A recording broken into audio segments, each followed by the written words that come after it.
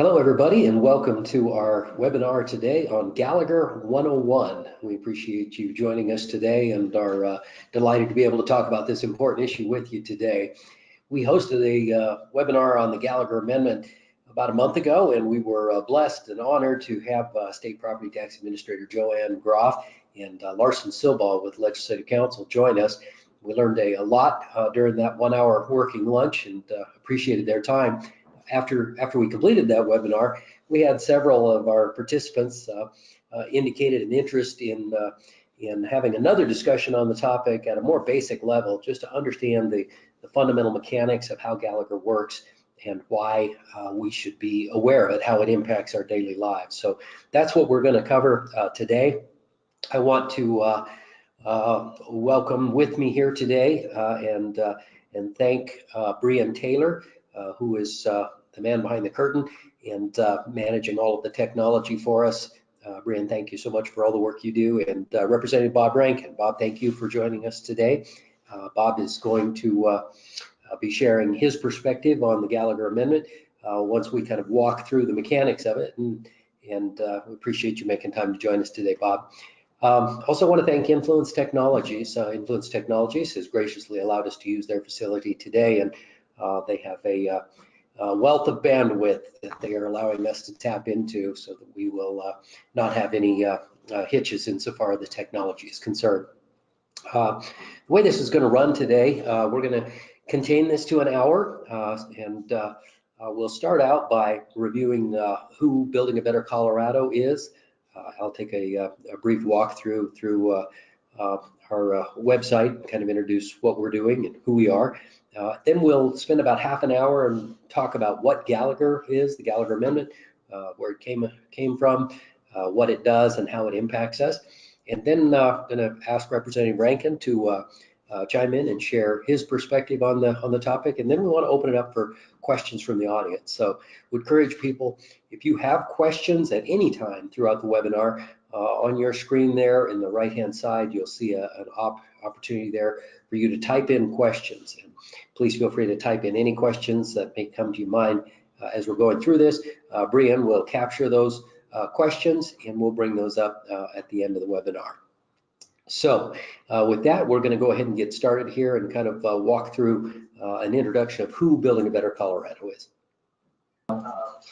Our website is buildingabettercolorado.org, so feel free to check us out when you have a chance. But BDCO is a nonpartisan, nonprofit, non-advocacy organization started in 2015 by a group of statewide civic leaders who believe that Colorado can be better and that a pathway to a better Colorado is to engage civic leaders around the state in a constructive, fact-based conversation about the issues that are challenging our state to see if we can't find consensus ideas for how to improve those. Across the top of our website here, you can see some menu options. I'm going to go to the About tab. It explains a little bit more about who Building a Better Colorado is, talks about our executive committee, which is reflective in terms of the political makeup, reflective of the state as a whole, and we greatly appreciate the 16 members of our executive committee from across the state who contribute to this effort. Also on third tab here, process, talks about how we do this. Building Better Colorado, the centerpiece of our effort is to host community meetings that are representative of the people, the demographics in those communities. So we use a very deliberate three-stage process to work with established community leaders to build those guest lists. We'll be in 37 communities across the state in 2019, and you can see a map here on our website. It kind of shows whereabouts we will be.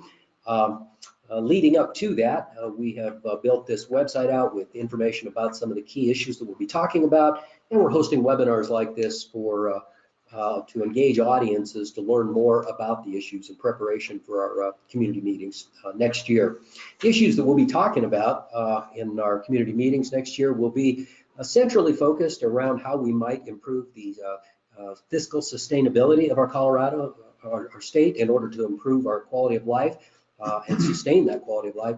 And we may also be looking at opportunities for improving campaign finance to improve the quality of campaign messaging that Colorado voters have the opportunity to observe.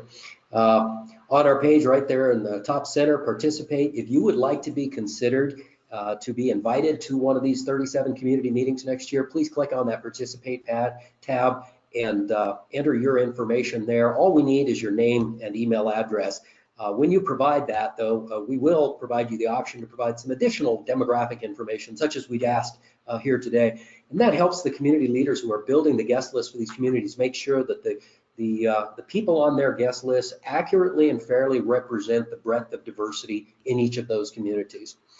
So we're going to spend most of our time, the rest of our time today, talking about issues. I'm going to this Issues tab now.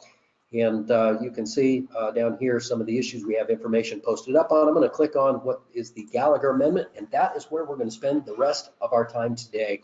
We had a prior webinar on this, and we're blessed to have State Property Tax Administrator Joanne Groff and Larson Silbaugh with Legislative Counsel join us for that.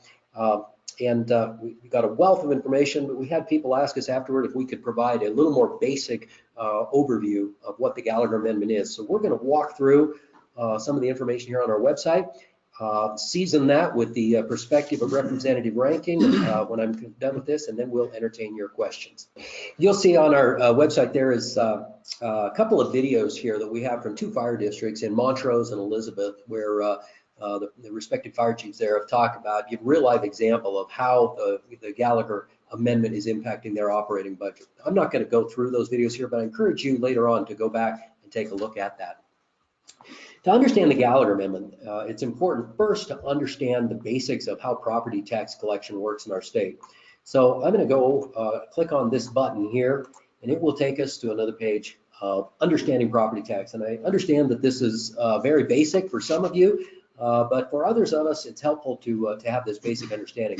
First off, what is property tax? Property tax, important to understand, is assessed, valued, collected, and spent locally, entirely locally. The state receives no benefit from property tax collection. And you can see in that pie chart there that over half of property tax collections locally benefit K through 12 schools.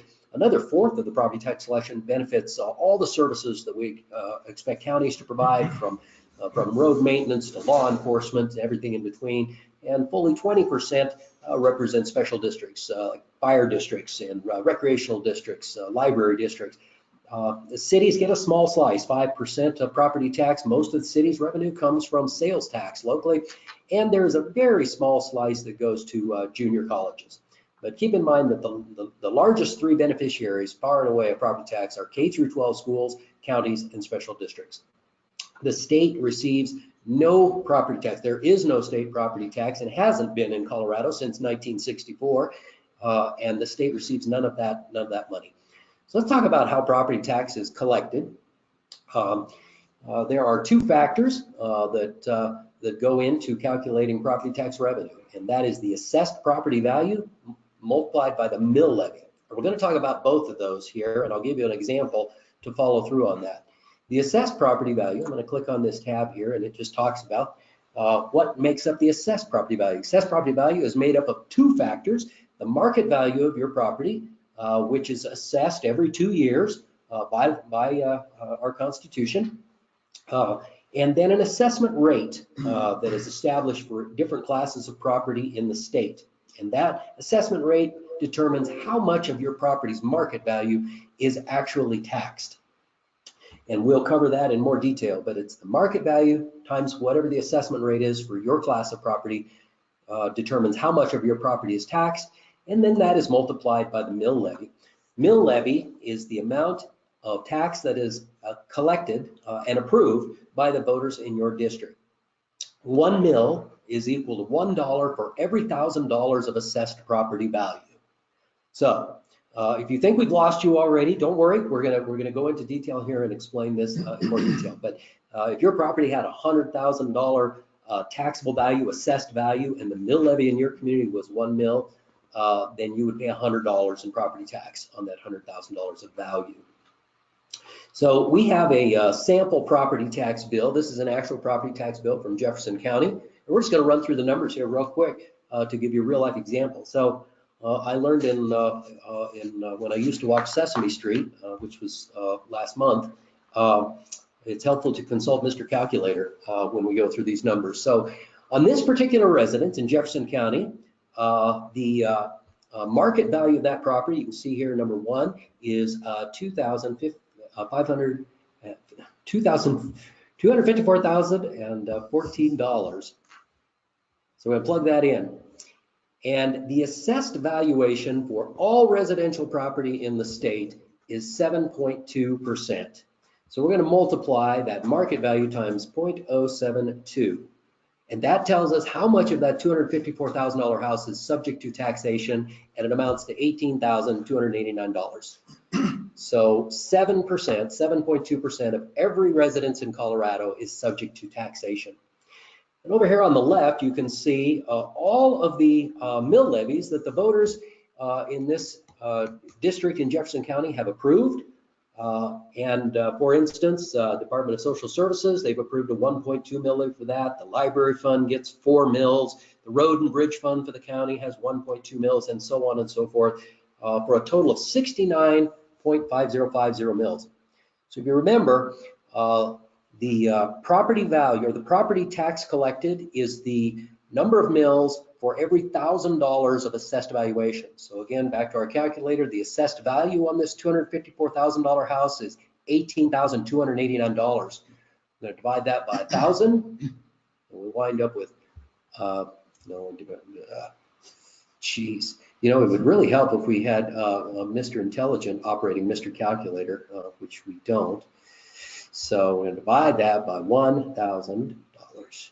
So we have 18.289 thousands of dollars in that assessed value. We multiply that by the 69.5050 of total mills, 69.5050 mills.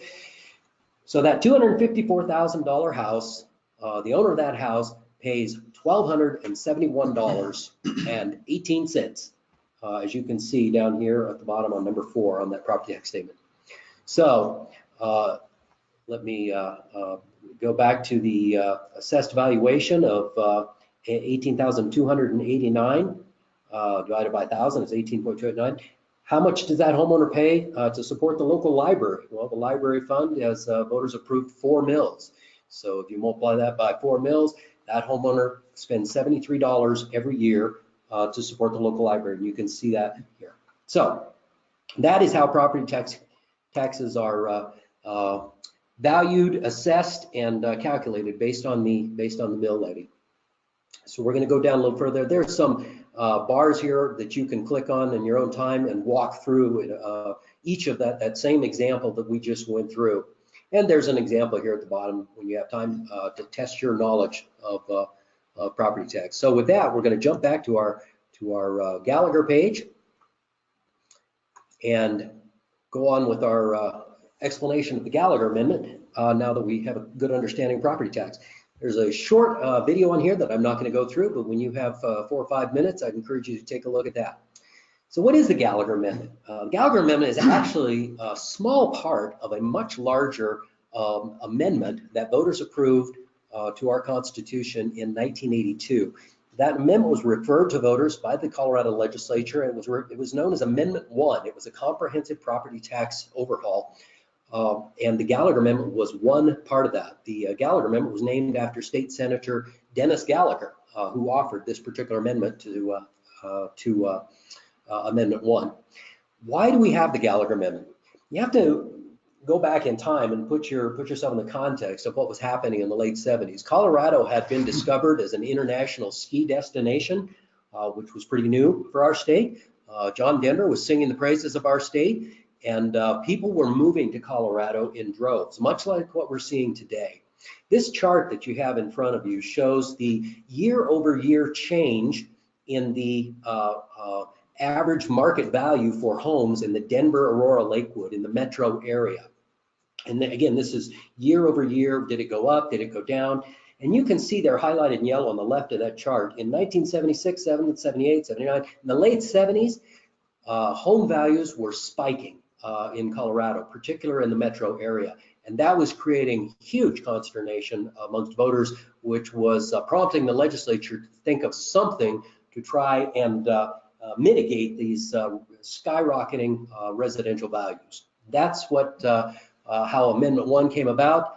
and we're going to talk about what Amendment 1 did. Amendment 1 did a half dozen things. First thing Amendment 1 did is that it reduced the assessment rate on all classes of property in the state. Remember, the assessment rate is how much of the market value of any given property is actually subject to taxation. Before Amendment 1, prior to 1982, all property in the state was taxed at the same rate, whether it was ag land, commercial, industrial, residential, all of it was taxed at 30%. Amendment 1 reduced all classes of property to 29%, except for residential, which it immediately dropped to 21%, and then put it on a formula, which is the Gallagher Amendment, so that the residential rate could float up or down over time. And we'll talk about that in more detail. The key point here is that Memo 1 reduced the classification for all property in the state, or the tax assessment rate. Second thing that Amendment 1 did is that it froze forever in time the ratio of how much residential property would constitute of all property value in the state. In 1982, when Amendment 1 was passed, about 45% of all property in the state was residential, and 55% was everything else. Ag land, commercial, industrial, everything else was 55%. And so the legislature thought it might be a good idea just to freeze that in time and kind of keep that ratio. And that's what the Gallagher Amendment is, and we're going to talk in more detail about why that has created a problem. The third thing Amendment 1 did is that it simplified the methodology for valuing property. I won't go into this in detail, but it provided a consistent methodology for the factors that would be used to calculate the value of any property. You want me to share my webcam? Yes, sir. Yes, sir. I'm doing that right now. Okay. Fourth thing that the Amendment 1 did is that it provided that all counties in the state would assess property in the same manner, so that every 2 years, every county now has to assess the value of property.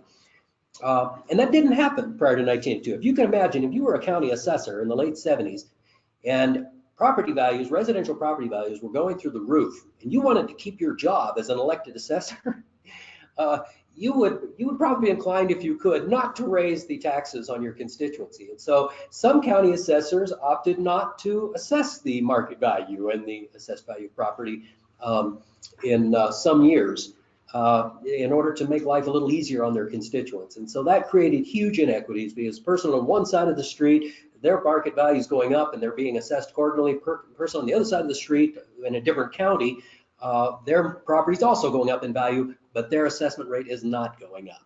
And so it created huge inequity. So Amendment 1 fixed that.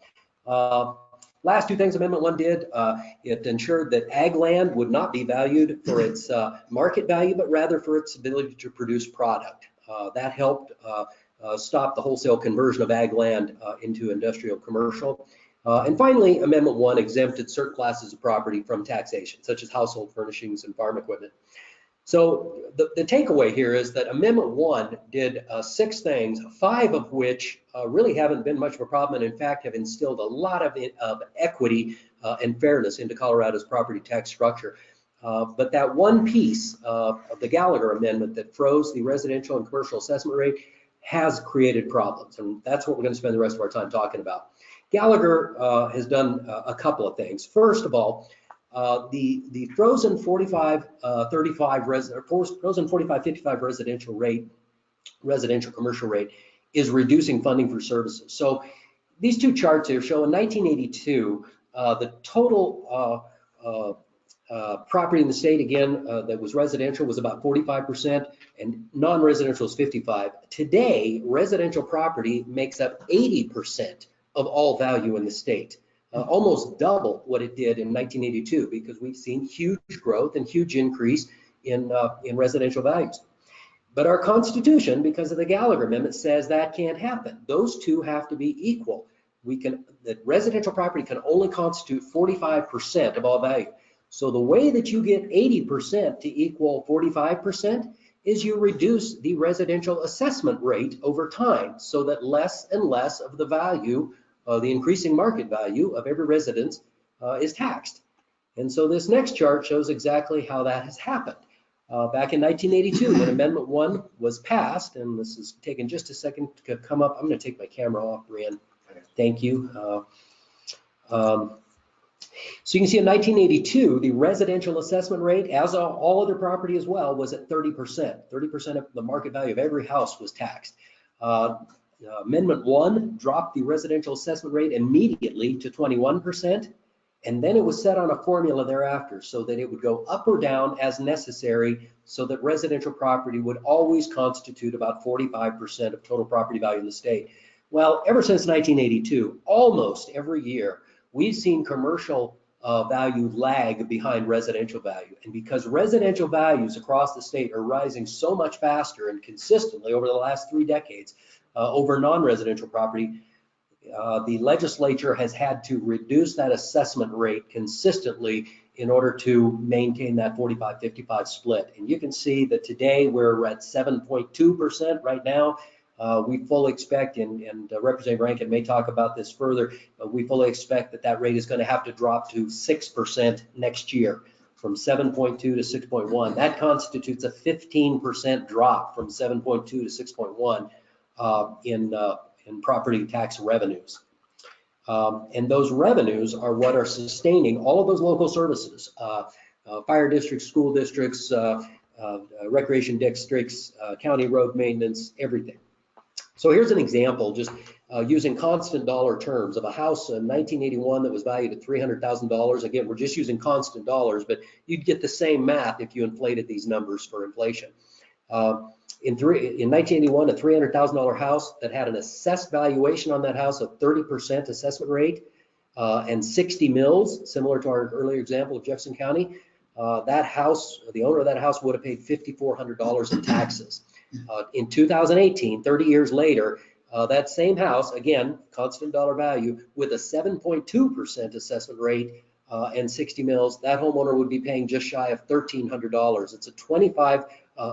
It's a 75% drop in property tax revenue on that one house. And that is happening and has happened on every house in Colorado. And that creates problems. So we're going to talk about that. Another interesting impact of the Gallagher Amendment is that it uniquely, and I think quite unintentionally, disproportionately adversely impacts rural communities and the poorest communities of the state. And here's why. In this example on the left, if the residential assessment rate declines by 10% in any given year, which, as we've seen in the previous chart, is dropped by 10% pretty consistently. But in that same year, if the market value of residences goes up by, say, 8%, well, then the net property tax revenue actually only decreases by 2%. 10% decrease in the assessment rate, 8% increase in the market value. But if you look at communities that don't have as robust of a residential market value, and you have that same 10% statewide reduction in the assessment rate, and you look at communities down the San Luis Valley or other parts of the state in rural Colorado where we're not seeing an increase, say that they only increase 2%, there's an 8% decrease. And in some communities, and you'll see this in this next chart, in some communities, we've actually seen a reduction in the market value of residences on top of the reduction in the residential assessment rate.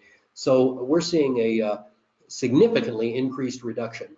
And Reeves, Topher Elliott wants to know, is that 45% figure calculated statewide or locally? Good question, Topher. Yes, it's a statewide. Representative Rankin will speak to that as one of the potential solutions the legislature is looking at. But you're absolutely right. It's a statewide, across the board frozen ratio, so that residential value statewide can only make up 45% of total statewide property valuation. Whereas in communities, we see very different fluctuations in the value of the market value. And in communities where we see robust residential real estate prices, it mitigates and sometimes completely offsets the reduction in the statewide residential assessment rate. In other communities, that drop in the residential assessment rate is not only not mitigated, but it's compounded because of declining residential market value.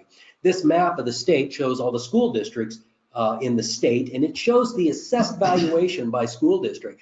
The blue school districts are communities where we've seen an increase in market value of residences in 2016-17. Again, these values lag by about 2 years because the assessment is done every 2 years. So these would have been about 2015 valuations. We saw an increase along the Front Range in the most highly populated metro area. We saw an increase in residential values. So that mitigated and may have even overcome the decline in the residential assessment rate. But look in those areas where it's white, where we've seen up to a 10% drop and greater, 10% drop in the residential values. And then the light gray, 10 to 5% drop. In those areas of the state, which are all rural, you can take whatever the residential statewide drop in the residential assessment rate was, and you can add on another 5 to 10% drop in the market value of houses in those rural areas. And that's what I'm sure was not an intention of the passage of the Gallagher Amendment, but it's just kind of an ironic and unfortunate twist of how it has applied statewide.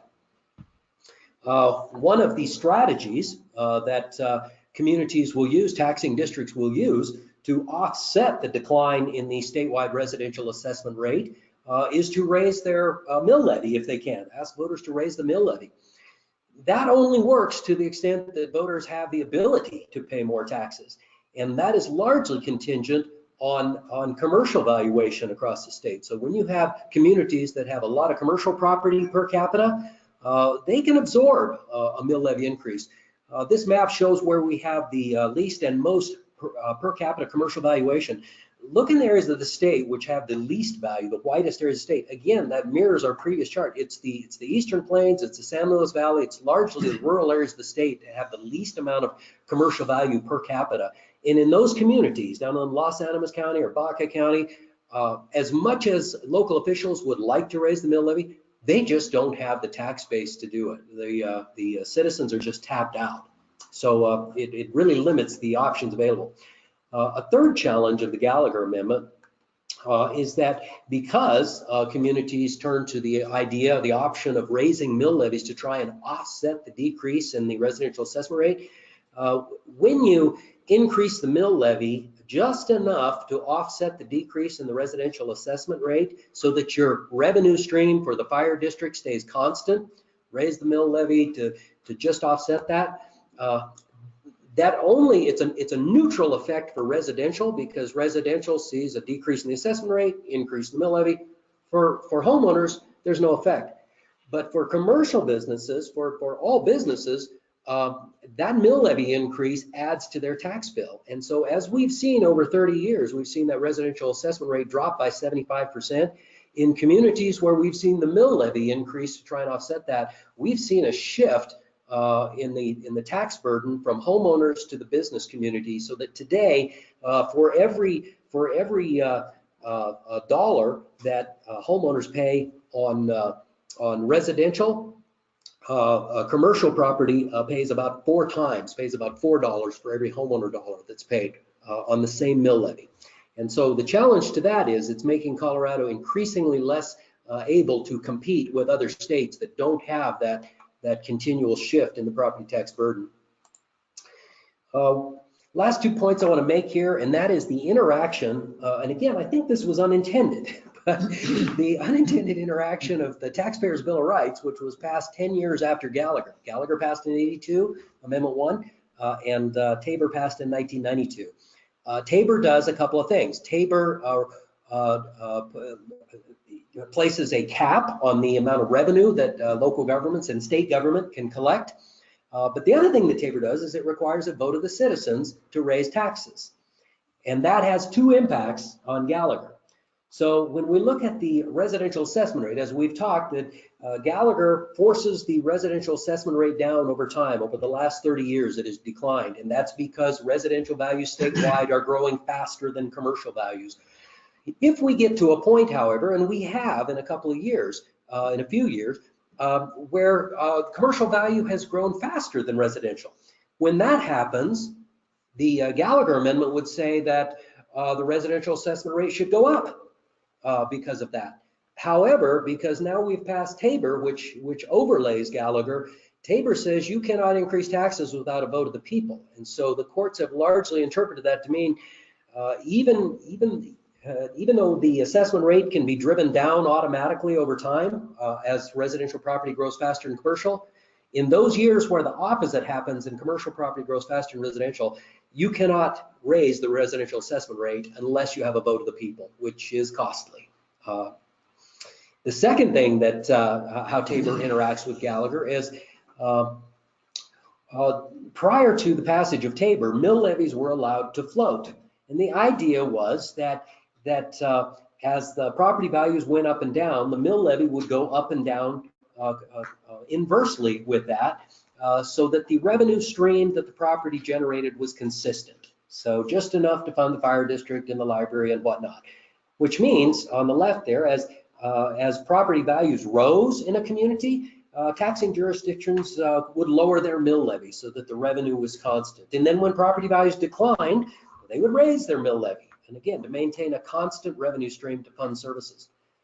But now we've passed Tabor, and what that does is says that, in those instances where property values rise, mill levies have to go down, because you cannot, per Tabor, you cannot increase revenue to a taxing district without a vote of the people. So if property values rise, the mill levies have to go down. But conversely, when property values decline in times of economic recession, Tabor does not allow that mill levy to automatically float back up as it used to. And so there's a ratcheting down of both, the Tabor causes a ratcheting down of both the residential assessment rate that cannot go back up without a vote of the people, and a ratcheting down of the mill levy, which cannot go back up without a vote of the people. Last thing I want to talk about here, and that is an impact on state government, and this is a good segue into what Representative Rankin will be talking about more broadly. But in our Constitution, we also have a provision that says, to the extent that local school districts cannot equitably fund their school district, the state is required to step in and backfill local school districts in a formulaic manner through the state education fund, and hand out money based on certain criteria to help them stay sufficiently funded as best they can. However, over the last 30 years, because of the declining residential assessment rate, which has reduced property tax revenues for every local service, and remember, the primary beneficiary of local property tax revenue is school districts. School districts have not been able to fund their districts equitably or sufficiently. So the state has had to step in every year and increase funding. In 1989, you can see on this chart on the left, the state share of total school funding was 43%. The local share of total school funding was 57%. In 2015, those numbers had reversed. The state share had ballooned to 69%. Local share has shrunk to 31%.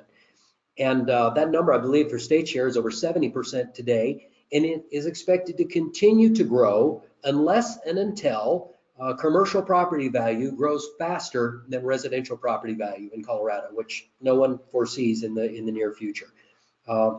This has put a huge burden on the state's general fund, and it has complicated the ability of local school districts to make local decisions for their local programming, because as the state assumes a larger share of the funding responsibility, the state assumes a larger share of the decision. In 2003, the Coloradans tried to address the problem. I know many of you are familiar with this. They tried to address the problem of the declining residential assessment rate. At that point, the residential assessment rate was 8.04%.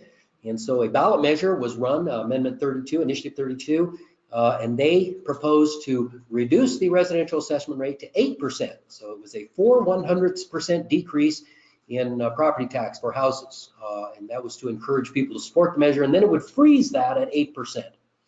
And as fate would have it, that particular year, Jefferson County, and not picking on Jefferson County, if anybody just joined us here from Jefferson County, but in that particular year, Jefferson County was late in turning in its property value statistics to the state. So this ballot measure was filed with the Secretary of State, and then Jefferson County turned in their statistics and their data. And Jefferson County, being a big player in the property tax pool, the increase in residential property value just in Jefferson County alone prompted an adjustment in the state residential assessment rate from 8.04 to 7.96. So when voters looked at that ballot measure on the ballot in 1982, and they saw a proposed assessment rate of 8.0%, which was intended to be a tax decrease, but ultimately, because of the declining residential assessment rate, it became a tax increase, and so that measure failed. So I'm going to wrap up here. The final point that I would make is that, again, Building Better Colorado doesn't, we're non-advocacy. We don't advocate for or against what anyone should do with the Gallagher Amendment. But what we want people to be aware of is that there is a declining revenue stream, an unsustainable declining revenue stream to support key local services, from county roads to fire districts, libraries, and a continuing shift that's consuming the state budget to backfill local school districts that are also insufficiently funded. And if Coloradans are concerned about this, then they have to do something about it. This is in the Constitution. Your legislature, for all their good efforts, has very limited ability to fix this problem. And so I'm going to turn this now over to Representative Rankin to talk about what conversation the legislature has had, and to the extent that you're comfortable with it, Bob, share with us any personal perspectives you have. Brian, can you bring up Bob for us? Well, Bob. Thank you, Reeves. I don't have any slides, unfortunately. You may have to look at me instead for a few minutes. But thank you so much for your personal leadership, and also for Building Better Colorado stepping up to what's, at least for my district, one of the most important issues facing us in the future. I represent Northwest Colorado, and that's all that white area you talked about.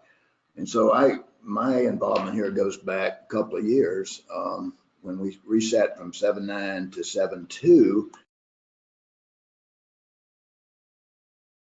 One of the instructive stories from history is that Colorado Mountain College has their own taxing district, covers 9 counties, and highly dependent on property taxes, of course. And so last year, they actually went to the ballot with the first of what will be many local ballot initiatives, asking to basically float the mill levy. That's sort of the terminology that goes back to what we could do before 1992, where a local district who was impacted by this disparity in residential and non-residential could actually float their mill levy up. Of course, after Tabor, as you explained very well, Rich, couldn't do that.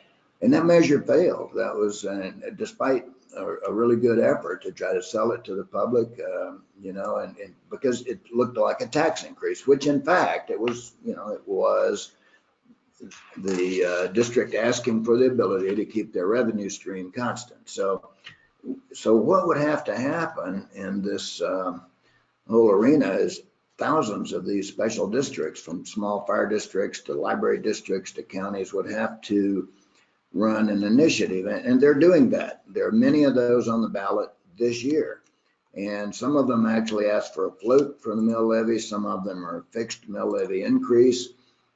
And in the meantime, looking at a 25% potential hit, as you discussed, literally, we've got fire districts in rural areas selling fire trucks and closing stations. I don't think we want that to happen, looking back at, what happened in the fire season last year. So we need to fix it. We need to fix it in a way that protects homeowners from, as was the original philosophy of the Gallagher Amendment, but also takes care of these local districts. So with that in mind, just a little bit of history of what we've done in the legislature. We had interaction with Colorado counties last year, and we were hearing from our own constituents. So I was the requesting legislator for an interim committee on Gallagher, and I had 47 legislators signed in support of that request. We did have an interim committee. We met 4 times and had some interesting testimony, including from Senator Gallagher, who, we talked about this impact and the fact that at that time Tabor didn't exist, and they didn't really discuss at the time the fact that that property values would be very different, from different parts of the state. But we had great testimony. We had just impassioned testimony from fire districts, library districts, counties, all sorts of people. And it was a very bipartisan committee. I was a little concerned, frankly, going into it because I was the only rural legislator on it. So I felt like I was representing, the people would be impacted most. But the committee really came together, understood the problem, had some great testimony. I think we understood it. Reeves, your briefing very good. I think you're going to end up giving that a lot of time, maybe to me, but it's difficult for people to really understand how all this works and to reach out to the public. But I think the committee kind of absorbed that, and we recommended 3 bills. We actually ended up with a philosophy of repeal and replace. So, and the 3 bills are around that. We discussed doing this floating mill levy statewide, which would be basically a revision of Tabor, and we were trying to come up with a more politically acceptable solution. So we hope that we can go to the ballot in 19 and ask the voters to repeal this Gallagher Amendment, that part of that bill that we're having trouble with now.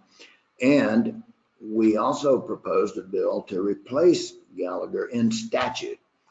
And the trick there was to do the calculation rather than on a statewide basis, to do it on a regional basis. So the trick is, what's a region? And we're still working on that, but we have a bill on the docket, working on it to define a replacement, a regional replacement for Gallagher. And then if we can justify a repeal because we have that in place and we can convince the public that it works, then we'll go to the ballot in 19 with a repeal, a referred measure. That doesn't mean there couldn't be a citizens initiative to do something with Gallagher separately, but I feel like it certainly has more strength if it comes out of the legislature with good bipartisan support. So that's what we're trying to do. We also had a 3rd bill, and I hope to push that through the legislature as well, that says if we don't repeal Gallagher, then we must do something for those districts. And so we have a formula for if like a local fire district is hit more than 5% on its budget, then the state backfills some of that money. And that would be done on a year-by-year basis to give the local district time to run a local election to replace the loss. So those 3 things are sort of a package that we hope to work on during the next legislative session. I think the difficulty with this is how many times can Reeves give his speech, or his explanation, and how can we overlay that with the solution? So that's what I'm thinking, and I really appreciate your work on this, and I think we have a lot of work to do going forward. Thank you very much, Representative. So a couple of a comment and a question. So again, I want to shamelessly steer people back to our the participate tab on our webpage. If you would like to be interested in being a part of this statewide conversation in 2019, go on there and sign up and indicate which of the 37 communities best fits for you. So the reason that's important, and I didn't talk about this in my introduction, but in 2015, BBCO hosted a similar series of community meetings across the state, 30 meetings, and we teed up 3 different state policy areas to talk about. We engaged about 10,000 Coloradans in that statewide conversation. We looked at about 50 different policy ideas, and out of that, we saw 5 different consensus recommendations that people agreed to. Subsequent to BBCO's effort, 3 separate independent campaigns took 3 of those ideas to the ballot, which you saw in 2016, and Colorado voters adopted all 3 of them. The legislature subsequently adopted a 4th idea. So 4 of the 5 consensus ideas that came out of our last statewide conversation were ultimately implemented. And so we are hopeful that when we are visiting with communities next year, that we can see similar consensus on how to deal with the Gallagher Amendment, and that we can see that implemented. A question that we had raised, Bob, that I'd like you to speak to. Betty asked, why doesn't the state look at vacation rentals in private residences as commercial? We did look at that, and we had a lot of testimony on it. And so the idea there would be that if short-term rentals were taxed as commercial or non-residential property, that would add substantial revenue, particularly to resort areas, to certain counties. And there was a lot of I guess, desire on the part of some communities to do that. So what we were wanted to do with it was influence the next Gallagher reset. In other words, the one that went from 7.2 to 6.1. In the end, we found out through our dealing with, I think, with Joanne Groff and, our tax people, who I believe she was with you on the last webinar, excellent people. I mean, we really have great staff support. I can't say enough about staff support to what we did over the summer, but we found out that we could not influence the next reset. And so, since that's such an emotional issue and so really separate from immediate impact on Gallagher, we did not propose that bill. We had it on our possible bill list, and I withdrew it just because I felt like we didn't want the rest, the solution to Gallagher to get caught up in such an emotional issue. Interestingly enough, we had a room full of people who were there to testify, thinking that we might run the bill. So we, at the very first of the meeting, we withdrew that and said, we're not going to do it. And every one of those people still got up and testified that they did not want their short-term rental property taxes to go up by a factor of 4 or so. That issue is still on the table. Somebody will probably bring that alive, but it won't come out of the Gallagher Committee. Okay. And just to clarify, there were two, I think, and correct me if I'm wrong on this, Representative, but there were two ideas. One idea could be that the legislature could redefine residential and commercial to as Betty suggests, carve out those short-term vacation rentals. And the legislature could do that itself, couldn't it? That's just changing the definition of residential. Yes, we could do that legislatively without a vote. And similar to that, but different, would be the idea of creating a new class of property called non-primary residence for second, third homeowners or something, and establishing a new rate somewhere between commercial and residential. If that were to be pursued, that would require a constitutional change, would it not? That was my understanding. I'm not sure we ever went all the way down that path, but that was my understanding at the time. Yeah. Okay. Another question on here, and I'll take a crack at responding to, but I'd like you to weigh in as well, Representative. Eric asks, how has commercial lease rates been impacted by the rising assessment rate on commercial property? And I'd just like to clarify that the assessment rate on commercial property has not changed. The Amendment 1 in 1982 froze. They were already frozen at 30%, and Amendment 1 reduced all classes and froze them at 29%, except for residential, which went to 21 and then on a formula. So commercial property, their assessment rate has been 29% since 1982. So I know that there are other factors that are affecting commercial lease rates, and not the least of which is the impact of the marijuana industry and the consumption of commercial lease space there. But the Gallagher Amendment does not affect the assessment rate. It does affect the tax rate on the commercial properties to the extent that communities raise their mill levy on everybody to offset the declining residential assessment rate. Correct, but of course, even though the 29 remains constant, if the assessment goes up, then your taxes go up. Yeah, unlike right. the residential property where we try to control the increase. But our regional solution would allow a reset of both rates, okay, commercial and residential. So that's one of the beauties of it. On a regional basis, you could readjust those ratios and start where we are now, and then let local vote control what happens with both of those going forward. Okay, we are near the top of the hour on this, so I want to ask if you have any closing comments, Representative, that you'd like to make. I don't. I think we've got, well, I do. I think we got a hard slog ahead, and I think we're going to need Building Better Colorado and other outside voices on it.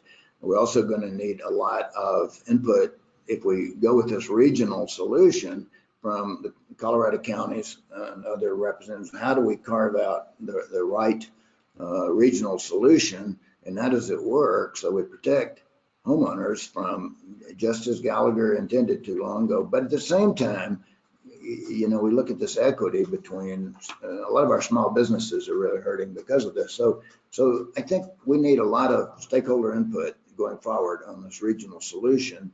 Use that to prove to people that we can safely take Gallagher out of the Constitution. Okay. I will end this. Brian, can you shut down that camera? And I will close this right now by reminding people there was a question, will this webinar be available?